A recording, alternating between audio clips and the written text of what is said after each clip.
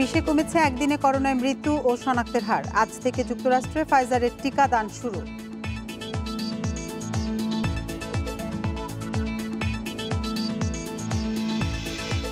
করোনাতেও প্রায় 250 কোটি টাকার বিনিয়োগ করছে চীনের দুই কোম্পানি। 18 একর জমি দেবে বেজা।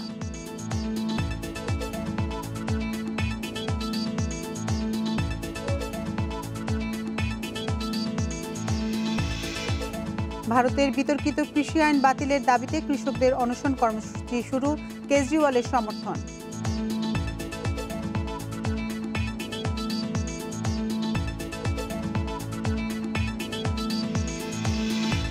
আমন্ত্রণ আন্তর্জাতিক খবর নিয়ে আমাদের প্রতিদিনের আয়োজন পূর্ব পশ্চিমে। আপনাদের সাথে আছে আতিফ আঞ্জুমান। শিরোনাম শুনছিলেন, চলে যাচ্ছে পুরো খবরে।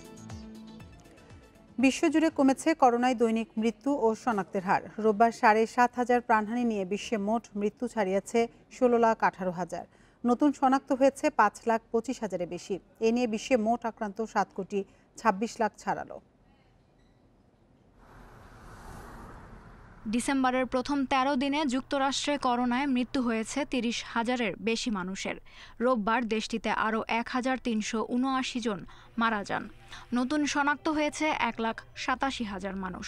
টানা তৃতীয় দিনের মতো ক্যালিফোর্নিয়ায় 30,000-এর বেশি করোনা রোগী শনাক্ত হয়েছে।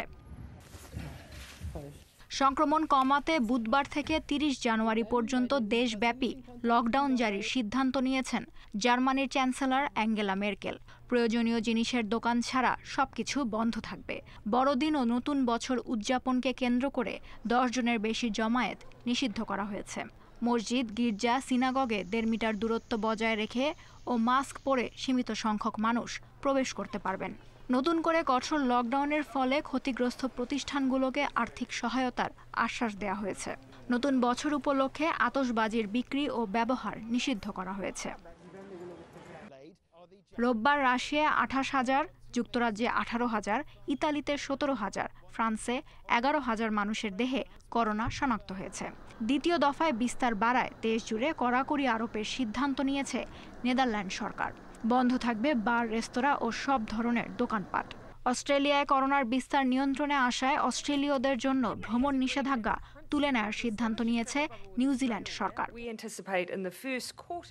অর্থনীতি বাঁচাতে পর্যটকদের প্রবেশে নিষেধাজ্ঞা তুলে নিয়েছে ইসরায়েল। তুরস্কে পাওয়া গেছে 26,000 করোনা রোগী। করোনা আক্রান্ত হয়ে সাউথ আফ্রিকার একটি হাসপাতালে এসওয়াতিনির প্রধানমন্ত্রী এমব্রোস লামিনি মারা গেছেন। করোনার উৎপত্তিস্থল চীনে নতুন করে 24 জনের দেহে করোনা ভাইরাস শনাক্ত হয়েছে। ভারতে গত 24 ঘন্টায় 338 জন করোনায় মারা গেছেন। নতুন রোগী পাওয়া গেছে 27,000। টানা দ্বিতীয় দিনের মতো সবচেয়ে বেশি শনাক্ত হয়েছে কেরালা রাজ্যে। Lutfa Fauzia, independent news. ইতালির করোনা পরিস্থিতি নিয়ে আরো জানাতে রোম থেকে আমাদের সাথে যুক্ত হচ্ছেন প্রবাসী সাংবাদিক ইউসুফ আলী। জনাব ইউসুফ আলী, আপনাকে প্রথমে স্বাগত জানাচ্ছি। আপনার কাছে প্রথমে জানতে চাইব, বড়দিনের উৎসবকে ঘিরে সংক্রমণ বাড়ার একটা আশঙ্কা করা হচ্ছে, সেক্ষেত্রে সরকার বিশেষ কি ধরনের পদক্ষেপ নিয়েছে? জি, ধন্যবাদ আপনাকে। ইতিমধ্যে সরকার সেটি ঘোষণা করেছে যে বড়দিন অর্থাৎ 25 তারিখ, 26, 25 এবং 26 ডিসেম্বর, পাশাপাশি 31 অর্থাৎ 31 ডিসেম্বর রাতে ইটালিতে কিন্তু কোনো যোগাযোগ অর্থাৎ প্রত্যেকটা কমনের লোক কমনে কিন্তু থাকতে হবে। তাদের কিন্তু মানে মুভমেন্টের উপরে কড়াকড়ি আরোপ করা হচ্ছে। কেউ বের হতে পারবে না, কোনো শহর থেকে অন্য শহরে কেউ যেতে পারবে না। এবং যদি বাহির থেকে, বিদেশ থেকে ইটালিতে কোনো টুরিস্ট ঢুকে, তাকে কিন্তু 14 দিনের কোয়ারেন্টাইন থাকতে হবে। সেই হিসেবে সেই ঘোষণার সাথে সাথে কিন্তু গত 4 ডিসেম্বর ঘোষণা করেছে সরকার যে নতুন করে যে ডিপিএমটি অধ্যাদেশটা জারি করেছে সরকার। তো সেখানে কিন্তু টুরিস্ট ইতালির যে জনগণ তারা তো মুভমেন্ট করতে পারবেনই না, পাশাপাশি বাইরে থেকেও কেউ প্রবেশ করতে পারবেন না। সেটি কিন্তু বেশ স্পষ্ট করে সরকার তাদের নতুন অধ্যাদেশটিতে অর্থাৎ আগামী 6 জানুয়ারি পর্যন্ত যে অধ্যাদেশটি জারি করেছে সেখানে কিন্তু স্পষ্ট করে বলা হয়েছে। আসলে সার্বিকভাবে যদি বলতে হয়, পুরো ইতালিবাসী এই মুহূর্তে তাকিয়ে আছে ভ্যাকসিনের দিকে। এবং সরকার গতকালকে যেটি স্থানীয় যে সংবাদ মাধ্যমগুলো এবং সরকার পক্ষ থেকে জানানো হয়েছে যে আগামী 15 জানুয়ারির মধ্যে প্রায় 1.9 মিলিয়ন ভ্যাকসিন কিন্তু ইটালিতে আসবে এবং 15 জানুয়ারি থেকে সেটি প্রয়োগ শুরু হবে। এবং সেই শুরুটির সাথে সরকার সেটিকে তুলনা করেছে এভাবে যে ইটালিয়া ঋণ আসছে ফিওরে, অর্থাৎ Italy is reborn with a flower, অর্থাৎ নতুন করে ইতালি যে শুরু করবে সেই ভ্যাকসিনটি শুরু হওয়ার পর থেকেই সরকার সেটি আশা করছে এবং সর্বোচ্চ ভ্যাকসিন কিন্তু যাবে দেশটির যেই ২১টি বিভাগীয় শহর রয়েছে সেখানে সর্বোচ্চ ভ্যাকসিন পাবে ৩,৫৬,০০০ রোম সহ লাসিও যেই বিভাগটি রয়েছে সেখানে, এবং দ্বিতীয় সর্বোচ্চ যাবে ৩,০৬,০০০ মতো সেটা হচ্ছে লোমবার্দিয়াতে। তো এভাবেই প্রথম ধাপের যেই ভ্যাকসিনটি আসবে সেখানে এইভাবে কিন্তু ২১টি বিভাগে ভাগ করে দেওয়া হবে এবং আগামী সেপ্টেম্বর মধ্যে সরকার আশা করছে দেশটির সকল নাগরিককে সেই ভ্যাকসিন দিবে, অর্থাৎ করোনা ভ্যাকসিনটি দিবে। এবং পাশাপাশি আরেকটি বিষয় হচ্ছে আম ইতোমধ্যে সরকার কিন্তু পর্যায়ক্রমে প্রায় ২,৪২,০০,০০০ নাগরিক ইতোমধ্যে তারা নমুনা পরীক্ষা করেছে, যেটি কিন্তু মোট জনসংখ্যার প্রায় ৪০% এর কিছু বেশি। তো সেটি কিন্তু একটি ভালো একটি দিক যে সবাইকে করোনা টেস্ট করছে। এবং সেকেন্ডলি আরেকটি বিষয় যে দ্বিতীয় ধাপে যেভাবে বিপর্যস্ত অবস্থায় করোনাটি ভয়ানক হয়ে উঠছিল সেটি কিন্তু এই মুহূর্তে কিছুটা নিস্তেজ। অর্থাৎ যেটি নতুন করে যেই নমুনা পরীক্ষা করা হয় সেখানে কিন্তু আমরা দেখেছি ১৬ থেকে ১৮-১৯% পর্যন্ত কিন্তু সংক্রমিত হয়েছিল। যেটি এই মুহূর্তে কিন্তু সেটি আছে ৯ থেকে ১২%। গত ২৪ ঘন্টা এবং গত ১ সপ্তাহের যদি আপনি করোনার পরিস্থিতি বিবেচনা করেন সেটি একটি কিন্তু ভালো দিক। অর্থাৎ কিছুটা দুর্বল হচ্ছে কিন্তু করোনা ভাইরাসটি এই মুহূর্তে ইতালিতে। তো সার্বিকভাবে যেটি সমস্যাটি সেটা হচ্ছে আমরা যারা প্রবাসী রয়েছি তারা কিন্তু আর্থিকভাবে আসলে অনেকটা ক্ষতিগ্রস্ত, সেটি আমাদের কিন্তু ভাবিয়ে তুলছে। তো আশা করছি আমরাও যে হয়তো ইতালি সহ পুরো বিশ্বেই করোনাটি হয়তো ভ্যাকসিনের পরপর হয়তো দুর্বল হয়ে যাবে। ইউসুফ আলী, ইটালিতে বসবাসকারী বাংলাদেশিদের কি অবস্থা? তাদের মধ্যে সংক্রমণের প্রকোপ কেমন দেখছেন? জি, এটি আসলে গত ২ সপ্তাহ আগেও অত্যন্ত বেশি ছিল। এই মুহূর্তে অনেকটা কমেছে। যেভাবে দেশের পুরো করোনা পরিস্থিতি একটু নমনীয় পর্যায়ের দিকে। তো সেই হিসেবে বাংলাদেশী প্রবাসীরা কিন্তু বেশ সচেতন হয়েছেন। বিশেষ করে বেশ কিছু সামাজিক ব্যক্তিত্ব এবং পরিচিত জন এবং অনেক বাংলাদেশী ভাইরা কিন্তু মৃত্যুবরণ করেছে গত ১ মাসে দেখতে পাচ্ছি আমরা চিত্রটি। তো সেখানে এই মুহূর্তে অনেক সচেতন সবাই এবং করোনার আক্রান্তের হারটিও অনেক তুলনামূলক কম এই মুহূর্তে। তো সেটি ভালো দিক। ব্যবসায়িকভাবে একটু সবাই খারাপ অবস্থা আছে। আর্থিকভাবে একটু দশার মধ্যে আছি আমরা। সেটি ঠিক আছে। বাট মানে অন্তত ভাইরাসের দিক থেকে আমরা অনেকে এই মুহূর্তে অনেক সচেতন এবং একটি ভালো অবস্থায় আছি এই মুহূর্তে আমরা বলতে পারি এটুকু। ইটালি থেকে জানাচ্ছিলেন প্রবাসী সাংবাদিক ইউসুফ আলী। বিশ্বে করোনা ভাইরাসের সবচেয়ে বেশি মৃত্যু ও শনাক্তের দেশ যুক্তরাষ্ট্রে আজ থেকে শুরু হচ্ছে ফাইজার বায়োএনটেকের তৈরি ভ্যাকসিন প্রয়োগের কার্যক্রম।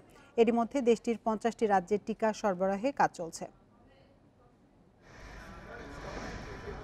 প্রায় ১ বছর হয়ে গেল বিশ্বে করোনা প্রাদুর্ভাবের। চীনে প্রথম সংক্রমণ ধরা পড়লেও প্রাণঘাতী এ ভাইরাসে এ পর্যন্ত সবচেয়ে ক্ষতিগ্রস্ত দেশ যুক্তরাষ্ট্র।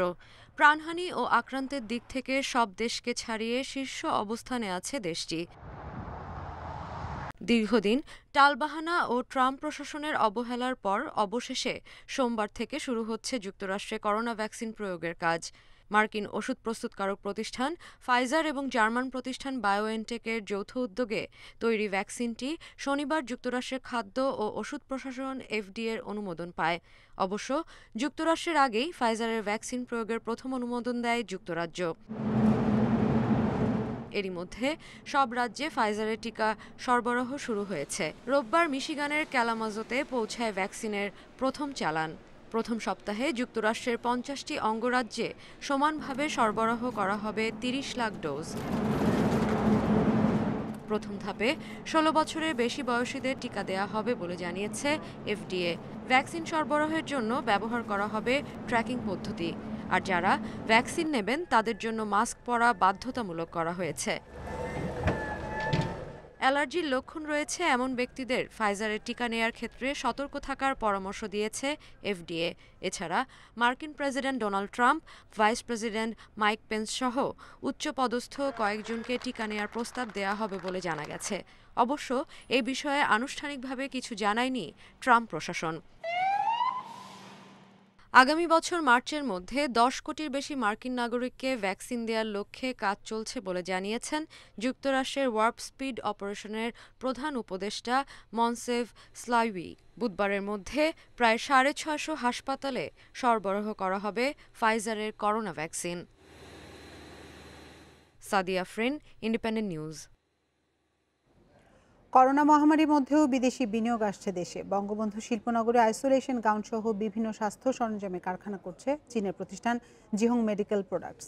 এজন্য 108 কোটি টাকা বিনিয়োগ করছে কোম্পানিটি। এছাড়া 136 কোটি টাকায় স্টিলের কারখানা করতে যাচ্ছে আরেক company, China civil engineering construction corporation CCECC. আজ এই দুই প্রতিষ্ঠানকে 18 একর জমি বরাদ্দ দেবে অর্থনৈতিক অঞ্চল কর্তৃপক্ষ বেজা। মিরসরাইয়ে 30,000 একর জায়গার উপর প্রতিষ্ঠিত হচ্ছে দেশের সবচেয়ে বড় অর্থনৈতিক অঞ্চল বঙ্গবন্ধু শিল্পনগর। এখন পর্যন্ত দেশি বিদেশি 75টি প্রতিষ্ঠানকে 8,000 একরের মতো জমি বুঝিয়ে দিয়েছে অর্থনৈতিক অঞ্চল কর্তৃপক্ষ বেজা। সম্প্রতি বঙ্গবন্ধু শিল্পনগরে কারখানা নির্মাণের জন্য জায়গা চেয়েছে China civil engineering construction corporation এবং জিহং মেডিকেল প্রোডাক্টস নামের দুইটি চীনা কোম্পানি। এসব কোম্পানির বিনিয়োগ প্রস্তাব যাচাই বাছাই করে জমি দেওয়ার সিদ্ধান্ত নিয়েছে বেজা।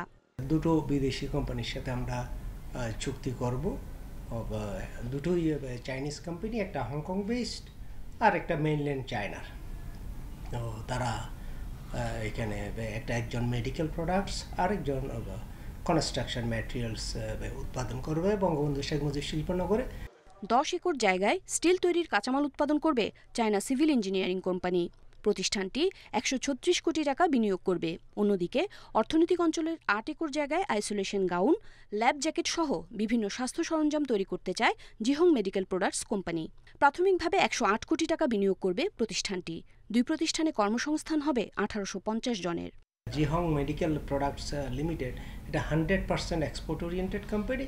তাদের উৎপাদিত পণ্য বঙ্গবন্ধু শেখ মুজিব শিল্পনগর থেকে 100%ই তারা বিদেশে, বিশেষ করে ইউরোপিয়ান এবং নর্থ আমেরিকান কান্ট্রিগুলোতে এক্সপোর্ট করবে।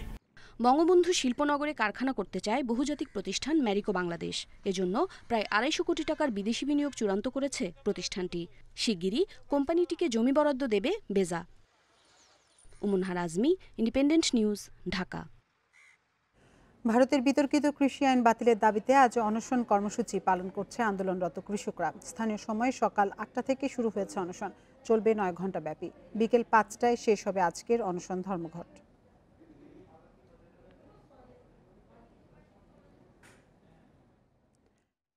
নতুন আইন বাতিল হবে না ততক্ষণ আন্দোলন অব্যাহত থাকবে বলে জানিয়েছে কৃষকরা। এদিকে এর আগে কৃষি আইন প্রত্যাহারের দাবিতে আন্দোলনরত কৃষকদের সমর্থন দিয়েছেন দিল্লির মুখ্যমন্ত্রী অরবিন্দ কেজরিওয়াল। কৃষকদের আন্দোলনে একাগ্রতা প্রকাশ করে আজ কৃষকদের সাথে অনশনে বসার কথা জানান তিনি। এ সময় দেশব্যাপী তার দলের কর্মীদের এই অনশনে যোগ দেওয়ার আহ্বান জানান কেজরিওয়াল। এদিকে কৃষকদের প্রতিবাদকে সমর্থন জানিয়ে ইস্তফা দিয়েছেন পাঞ্জাবের কারা বিভাগের ডিআইজি লখমিন্দর সিং জাখার। এর আগে রোববার সকালে দিল্লি জয়পুর মহাসড়কে বিশাল বিক্ষোভ মিছিল বের করে কৃষকরা।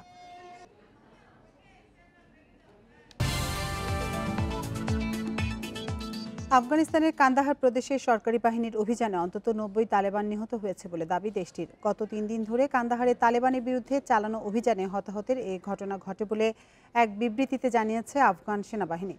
আফগান প্রতিরক্ষা মন্ত্রণালয় এক বিবৃতিতে জানিয়েছে, কান্দাহার শহর এবং এর আশপাশের 5 জেলায় বিমান বাহিনী এই বড় অভিযান চালায়। 19 বছরের বেশি সময় ধরে আফগানিস্তানে মোতায়েন থাকার পর সম্প্রতি তালেবানের সঙ্গে স্বাক্ষর করা শান্তি চুক্তি অনুযায়ী মার্কিন সেনা পুরোপুরি প্রত্যাহারের প্রক্রিয়া শুরু হয়েছে। এমন অবস্থায় আফগান সেনাবাহিনী এবং তালেবানের মধ্যে এই সংঘর্ষের খবর এলো। এদিকে তালেবান মুখপাত্র মোহাম্মদ নাইম ওয়ারদাকের এক টুইটার বার্তায় জানান, কান্দাহারে সরকারি বাহিনীর হামলায় 13 বেসামরিক ব্যক্তি নিহত এবং বহু আবাসিক ঘরবাড়ি ধ্বংস হয়েছে।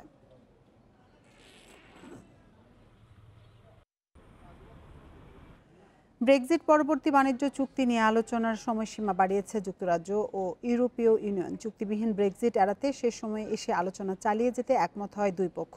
রোববার ব্রেক্সিট পরবর্তী চুক্তি নিয়ে আলোচনার শেষ দিনে যৌথ বিবৃতিতে এই কথা জানান যুক্তরাষ্ট্রের প্রধানমন্ত্রী বরিস জনসন ও ইউরোপীয় কমিশনের president Ursula von der Leyen. এ সময় গুরুত্বপূর্ণ ইস্যুগুলোর সমাধান না হয় নিজেদের দায়বদ্ধতার জায়গা থেকে চুক্তিতে পৌঁছাতে আরও কিছু সময় অপেক্ষা করবেন বলে জানায় তারা। তবে কতদিন সময় বাড়ানো হয়েছে সে বিষয়ে কিছু জানানো হয়নি। এর আগে রবিবার আলোচনার শেষ দিনে বৈঠকের আগেই টেলিফোনে কথা বলেন বরিস ও উর্সুলা। সেখানে আলোচনা চালিয়ে যেতে একমত হন তারা। গত 31 জানুয়ারি ইউরোপীয় ইউনিয়ন ছেড়ে বেরিয়ে যায় ব্রিটেন। পরের 1 বছরের অন্তর্বর্তীকালীন সময়সীমা থাকলেও 31 ডিসেম্বর তা শেষ হবার কথা। চুক্তিবিহীন ব্রেক্সিট এড়াতে এর আগেই চুক্তি বাস্তবায়ন করতে হবে দুই পক্ষের।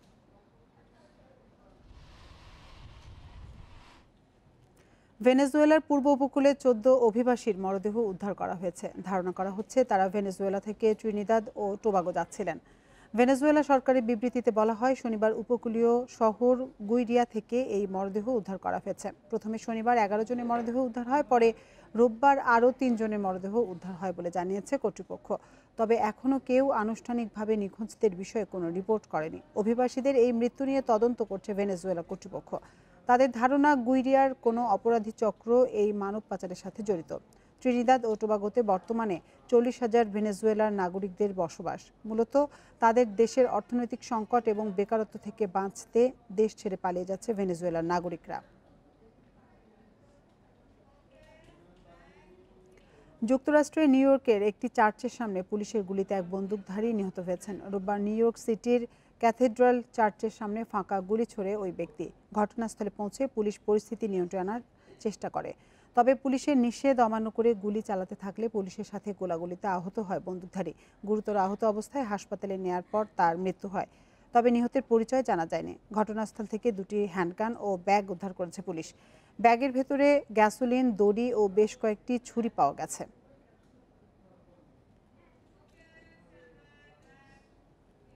বিশ্বজুড়ে নেওয়া হচ্ছে বড়দিনের প্রস্তুতি। আলোকসজ্জা দিয়ে সাজানো হচ্ছে ক্রিসমাস ট্রি। কিন্তু মহামারী করোনা ভাইরাসের জন্য যেন শান্ত হয়ে আছে সব আয়োজন। তবুও স্বাস্থ্যবিধি মেনে সীমিত আকারে উদযাপন করা হবে বড়দিন। যিশু খ্রিস্টের জন্মস্থান বেথলেহেম, রাশিয়া, যুক্তরাজ্য, ইটালি সহ বিভিন্ন দেশে কঠোর নিয়মবিধি মেনে সাজিয়ে তোলা হচ্ছে শহরগুলো।